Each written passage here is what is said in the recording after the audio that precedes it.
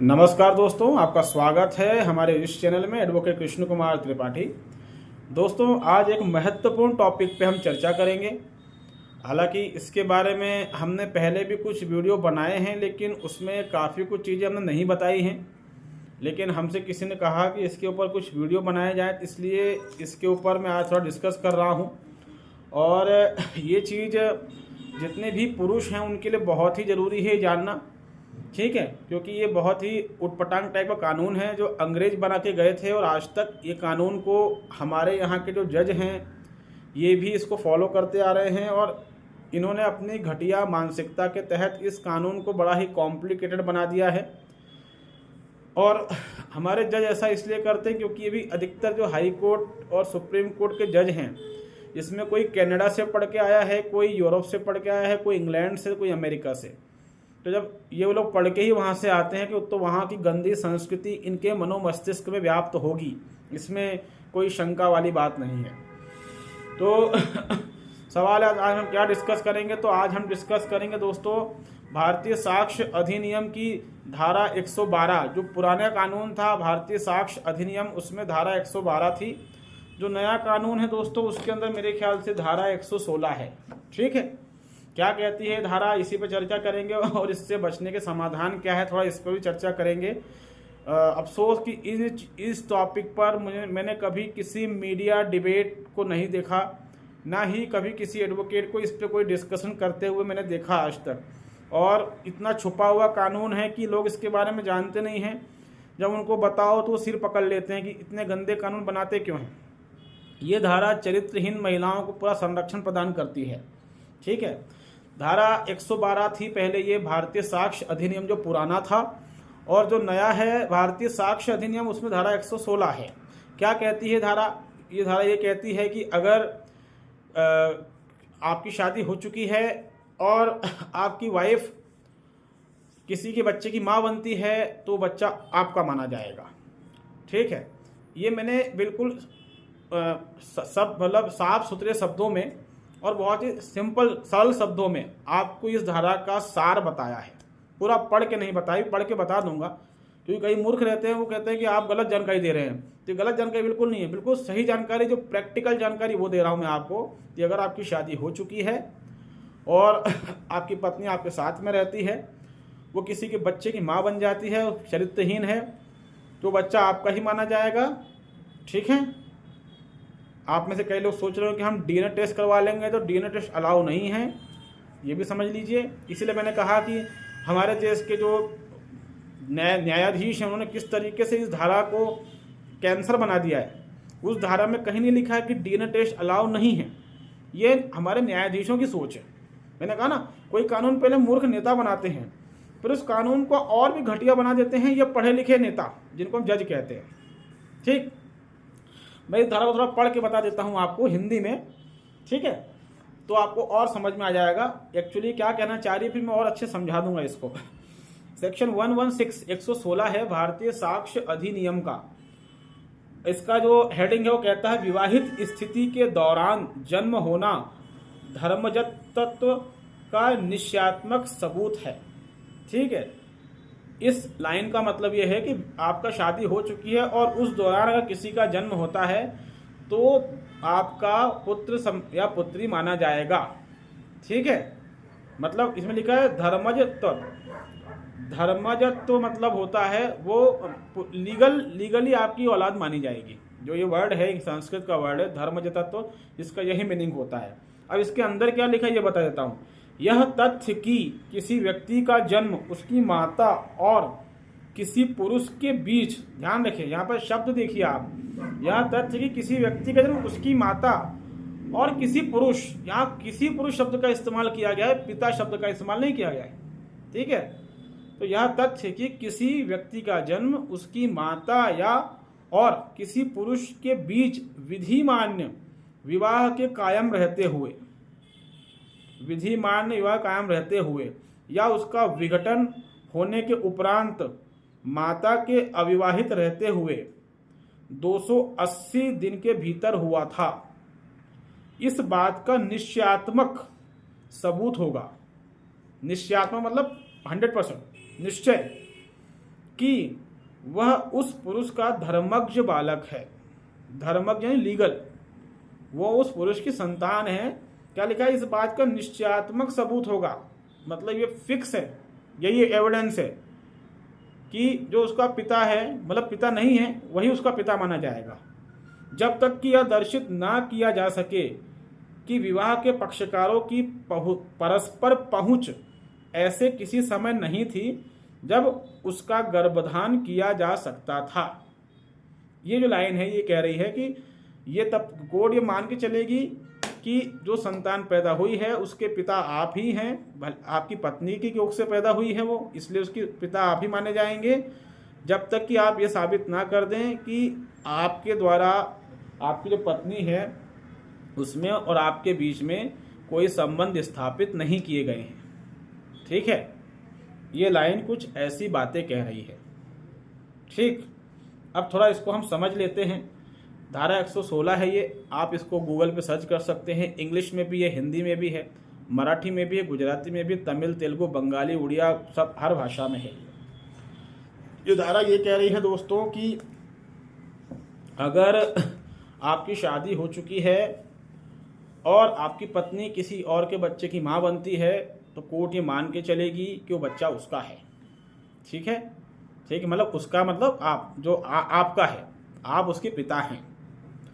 ठीक है, अब जैसे मैंने कहा ना कि हमारे देश में जो आज के युवा है बड़े मूर्ख होते हैं, किसी भी चीज़ की जानकारी रखना पसंद नहीं उन्हें हर उस चीज़ की जानकारी है जो उनके लिए आवश्यक है ही नहीं, और उन्हें हर उस चीज़ की जानकारी नहीं है जो उनके लिए आवश्यक है। तो ये धारा ये कह रही है कि अगर आपकी वाइफ किसी के बच्चे की माँ बनती है तो आपका ही माना जाएगा। लेकिन इसमें जो एक बात कही गई है वो ये कही गई है कि अगर आप ये साबित कर देते हैं कि जब वो माँ बनी उस समय, उसमें 280 दिन का समय दे के रखा है, इतने समय तक आप उससे दूर थे, आप उसके पास थे ही नहीं, अगर ऐसा कुछ आप प्रूव करते हैं तब कोर्ट मान लेगी कि बच्चा जो है वो आपका नहीं है। फॉर एग्जाम्पल, आप मान लीजिए कहीं बाहर हैं, कोई दुबई में है, कोई यूरोप में है, कोई अमेरिका में है, कहीं भी हैं आप, और आपकी वाइफ यहाँ रह रही है, अगर उस दौरान वो माँ बन जाती है तब जरूरी साबित आपको करना पड़ेगा कि भैया मैं तो उस समय इसके पास था ही नहीं, कि माँ कैसे बन गई। आप 2 साल से बाहर और ये यहाँ माँ बन गई। ठीक, उस समय अगर आप ये साबित कर देते हैं तो जरूर यह है कि आप इस खतरनाक जिम्मेदारी से बच जाएंगे।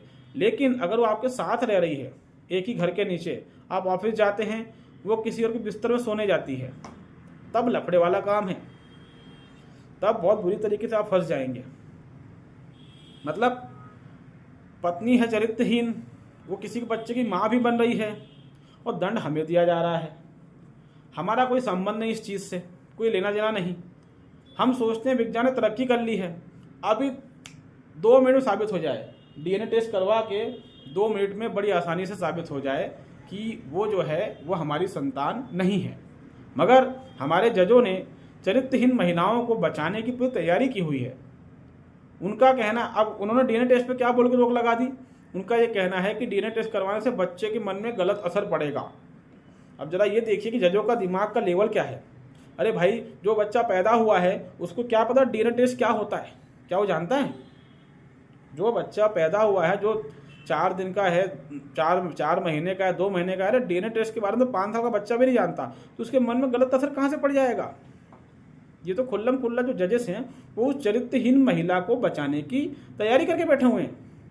अगर वो कोई व्यक्ति ये कह रहा है कि मेरा बच्चा नहीं है तो बात ही खत्म हो गई, उसका डीएनए टेस्ट करवा लिया जाए और उससे तुरंत साबित हो जाएगा। इसमें बिना मतलब के कंसेप्ट घुसेड़ना और कानूनों का उल्टा पुल्टा अर्थ निकाल कर किसी चरित्रहीन महिला को बचाना, ये कहाँ से उचित है? जिसमें ये कहते हैं कि अरे किसी का डीएनए टेस्ट उसकी परमिशन के बिना नहीं करवाया जा सकता, बच्चा परमिशन नहीं दे सकता, दुनिया भर की फालतू बातें, उसके फंडामेंटल राइट का वायलेशन हो जाएगा। टोटली बकवास बातें। बच्चा नहीं दे सकता, लेकिन बच्चा बीमार पड़ता तो उसके पिता जो है उसको अस्पताल तो ले जाते हैं, उसको इंजेक्शन तो लगाते हैं, तब बच्चा परमिशन देता है कि मुझे इंजेक्शन लगाओ। छोटा बच्चा है, 2 महीने का है, 2 दिन का है, उसका खून की कमी उसके अंदर, तो उसको खून की बोतल चढ़ाई जाती है नहीं चढ़ाई जाती है, तब उसके हाथ में सुई घुसेड़ी जाती है नहीं घुसेड़ी जाती है, तब क्या बच्चे तो परमिशन ली जाती है? तब किसी तरह के फंडामेंटल राइट्स का वायलेशन होता है। और फिर आपने खुद नहीं कानून बनाया कि consent of minor is not consent, मतलब एक जो माइनर बच्चा है उसकी जो सहमति है वो सहमति नहीं मानी जाएगी। आपने ऐसा भी तो लॉ बना के रखा हुआ है, क्योंकि वो अपने माता पिता के अधीन रहता है। और सबसे महत्वपूर्ण बात कि जो चीज़ बड़ी आसानी से साबित की जाती है उसको इतना कॉम्प्लिकेटेड क्यों बना दिया जाता है। तो जनरली अगर आप अपनी पत्नी के साथ नहीं हैं, आप बाहर है कहीं लंबे समय से, तो फिर आप साबित कीजिए कि मैं अपनी वाइफ के साथ था ही नहीं, ये मेरा बच्चा नहीं है। दूसरी बात, इसमें सुप्रीम कोर्ट ने एक जजमेंट दिया था और उस जजमेंट में सुप्रीम कोर्ट ने ये कहा था कि rarest of the rare case में डीएनए टेस्ट की कराने की परमिशन दी जा सकती है, ये सुप्रीम कोर्ट ने कहा था। ऐसा जजमेंट दिया था और शायद ये पिछले साल ही दिया था। तो कम से कम सुप्रीम कोर्ट यहाँ तक पहुँचा है फिलहाल कि rare of the rare case मतलब बहुत ही एक्सेप्शनल केस में ये परमिशन दी जा सकती है कि उसका डीएनए टेस्ट करवाया जाए। लेकिन हमारा ये कहना है कि एक्सेप्शनल केस में ही क्यों, अगर कोई व्यक्ति कहता ही मेरी संतान नहीं है तो उस पे किसी की संतान को क्यों थोपा जा रहा है, इसमें न्याय कहाँ है। और इससे तो दो चीज़ साबित हो रही है, पहली तो ये कि उसकी संतान ही नहीं है, दूसरी है कि उसकी पत्नी चरित्रहीन है। और सबसे महत्वपूर्ण बात है कि इसमें कुछ साबित करने की आवश्यकता ही नहीं है।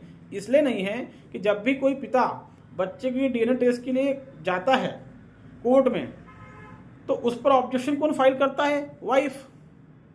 तो ये तो यही साबित हो गया कि उसका बच्चा नहीं है। भाई मैं कहूँ आपसे कि मेरे यहाँ चोरी हुई है, मुझे आपके जेब की तलाशी लेनी है और आप मना कर रहे हो, तो मतलब आप चोर हैं, है ना। सीधी सी बात है ना, इसमें इतना दिमाग लगाने की आवश्यकता तो नहीं है। पति जो है जिला कोर्ट में केस फाइल कर रहा है डीएनए टेस्ट की एप्लीकेशन के लिए, वही पति जो है बाद में क्या कहते हैं हाई कोर्ट में फाइल कर रहा है, वहाँ भी वाइफ ऑब्जेक्शन लगा रही है। वो सुप्रीम कोर्ट जा रहा है, वहाँ भी वाइफ ऑब्जेक्शन लगा रही है। तो जब पत्नियाँ इतने ऑब्जेक्शन लगा रही हैं तो इससे साबित हो रहा है ना कि पत्नी मतलब चोर की दाढ़ी में तिनका, मतलब बच्चा हमारा नहीं है।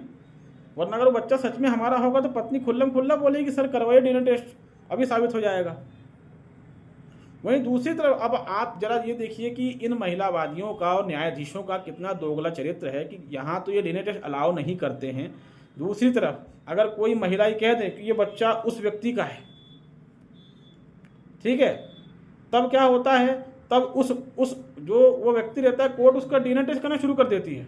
क्यों भाई, ये तुम्हारा दोगला चरित्र कहाँ से आ गया। जब पिता कह रहा है कि मेरा पुत्र नहीं है तब तो तुम डीएनए टेस्ट नहीं करवाते हो, और जब पुत्र या उसकी माँ कहती है कि फलाना व्यक्ति इसका पिता है तब तुम करवाने लग जाते हो। ये उल्टी गंगा क्यों बह रही है। अगर किसी पिता को जानने का अधिकार ही नहीं है कि वो मेरा पुत्र है या नहीं है, तो उसी तरीके से किसी पुत्र को भी जानने का अधिकार नहीं होना चाहिए कि मेरा पिता है कि नहीं है। इसमें एक मूर्ख हाईकोर्ट जज ने एक निर्णय देते हुए कहा था कि पहले तुम साबित करो कि तुम्हारी पत्नी चरित्रहीन थी, उसके बाद हम डीएनए टेस्ट की परमिशन देंगे। तो ये तो मूर्खतापूर्ण तर्क हो गया। फिर ये तर्क फिर बलात्कार के मामलों में भी दिया जाना चाहिए कि पहले तुम साबित करो कि तुम्हारा रेप हुआ है, उसके बाद ही हम आरोपी के मेडिकल और डीएनए टेस्ट की परमिशन देंगे। भाई अगर आप ये तर्क यहाँ दे तो वहाँ भी ये तर्क दिया जा सकता है ना। तो कुल मिलाकर तो यहाँ पर साफ साफ देखा जा रहा है कि ये तो धांधली चल रही है। मतलब कहीं ना कहीं एक पुरुष विरोधी मानसिकता के न्यायाधीश हमारे जुडिशरी में बैठे हुए हैं।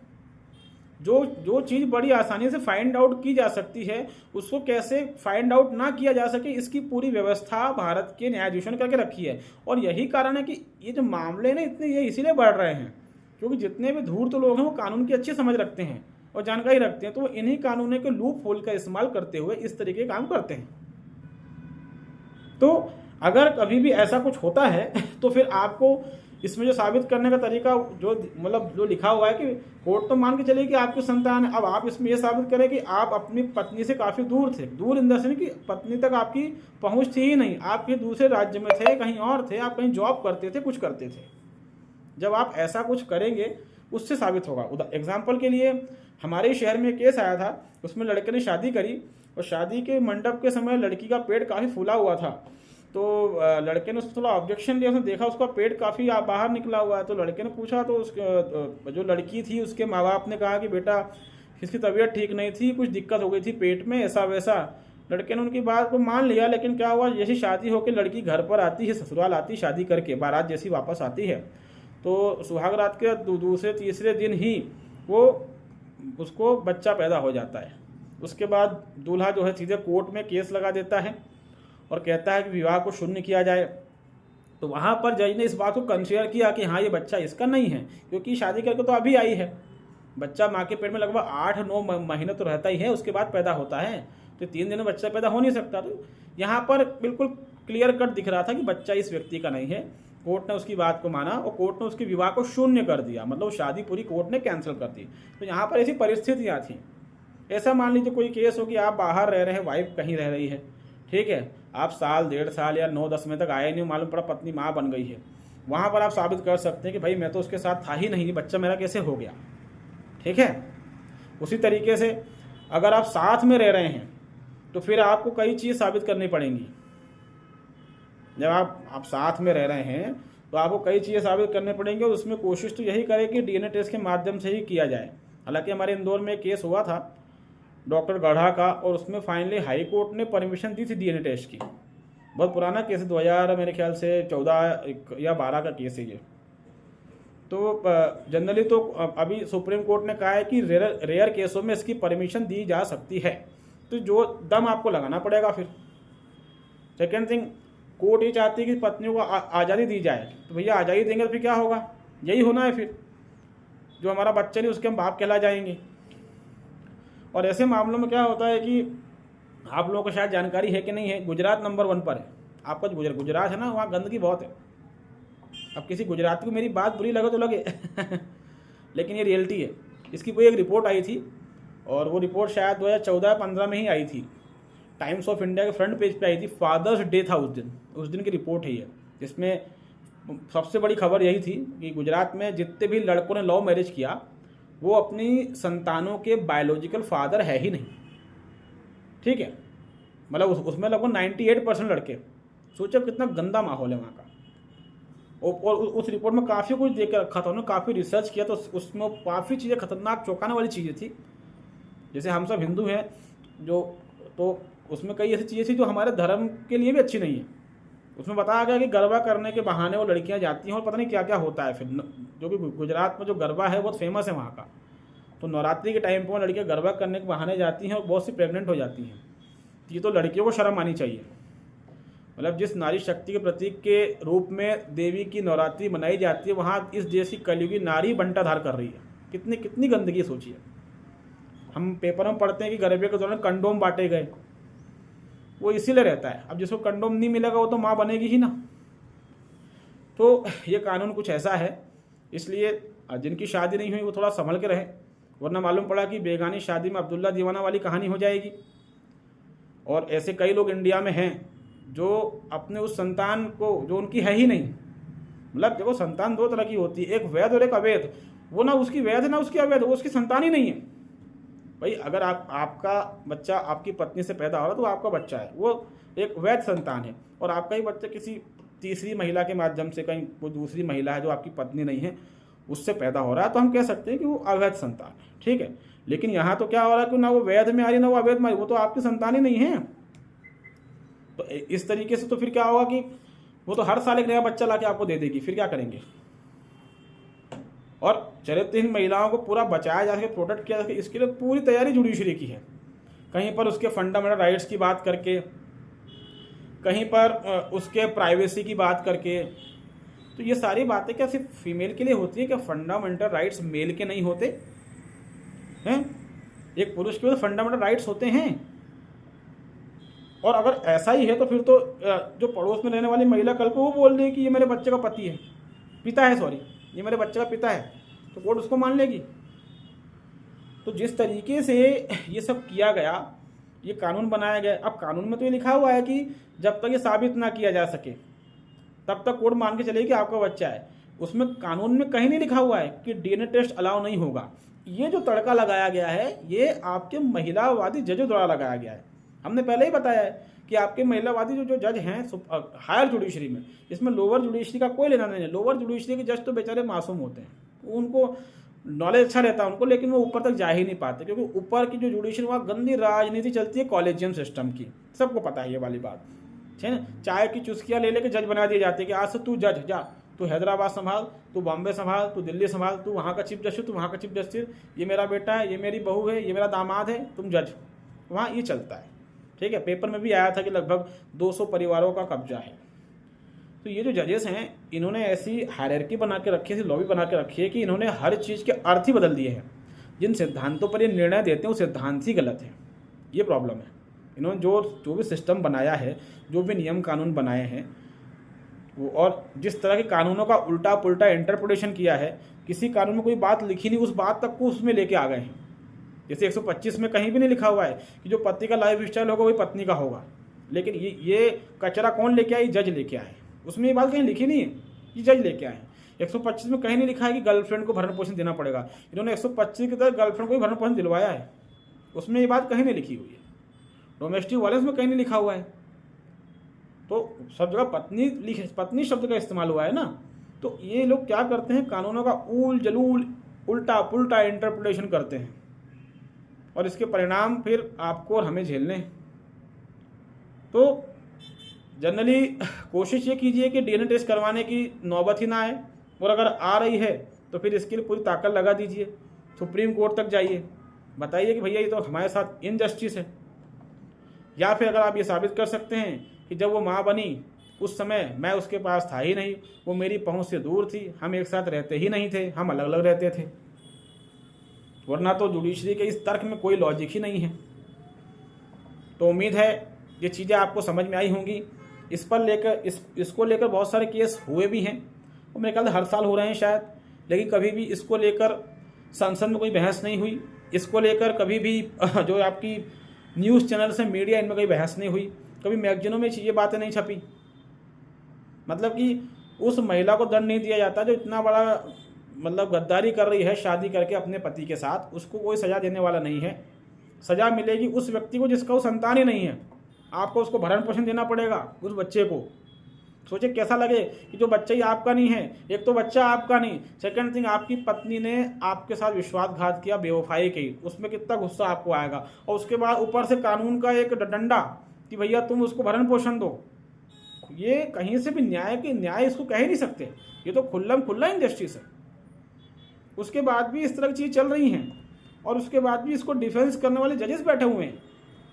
कुछ नहीं होगा तो आपको ही बोल देंगे भैया तुमको कानून की समझ ही नहीं है, आपको ही बेवकूफ़ बना देंगे। वो बोलेंगे अरे तुम कानून की समझ नहीं रखते हो, न्याय की समझ नहीं रखते हो, तुमको क्या पता लॉ क्या है, हम ज्ञानी हैं। ऐसी बातें हो जाती हैं। तो इस तरह के कानून बने हैं देश में, और ये कानून इसलिए भी बने क्योंकि देश के लोग सोते रहते हैं। ठीक है, किसी को आईपीएल में मज़ा आ रहा है, किसी को बॉलीवुड फिल्म में मज़ा आ रहा है, किसी को अच्छी नौकरी और अच्छी छोकरी चाहिए। तो जब देश के लोग इतने मूर्ख हैं तो सीधी सी बात ये सब तो होता रहेगा। ठीक है, पिछले 1000 सालों से देश में यही तो चल रहा है। को कभी अंग्रेज देश में कब्जा कर लेते, कहीं मुगल आ जाते हैं, कभी कुछ हो जाता है, हम सो रहे हैं। अगर हम अपने व्हाट्सएप स्टेटस में भी इन चीज़ों के बारे में डालते नहीं हैं ताकि कुछ लोगों को जागरूकता फैल जाए, नहीं, व्हाट्सएप स्टेटस भी हमारे क्या रहते हैं, शेयर शायरी रहते हैं और अश्लीलता भरी चीज़ें उसमें डाल देते हैं बस। और फिर कहते हैं कानून ऐसे कानून वैसे। तो भैया ऐसा इसलिए भी है ना कि आप भी तो बेईमान हैं। बेईमान लोगों को ईमानदार सरकारें नहीं मिल सकती। देश की जनता बेईमान, इसलिए संसद में 750 बेईमान बैठे हुए हैं, जुडिशरी में करप्ट जजेस बैठे हुए हैं। देश की जनता अगर 150 करोड़ लोग ईमानदार हों तो 700 बेईमान संसद में नहीं बैठ सकते। लोगों में समस्या है, लोग जागरूक नहीं होंगे, कानून बनते रहेंगे। तो उम्मीद है ये वीडियो हमारा ये वीडियो आपको पसंद आया होगा। अगर आप हमारे चैनल में नए हैं तो इसको लाइक करें, इसको सब्सक्राइब करें, इसको शेयर करें। तब तक दोस्तों बहुत बहुत धन्यवाद, नमस्कार।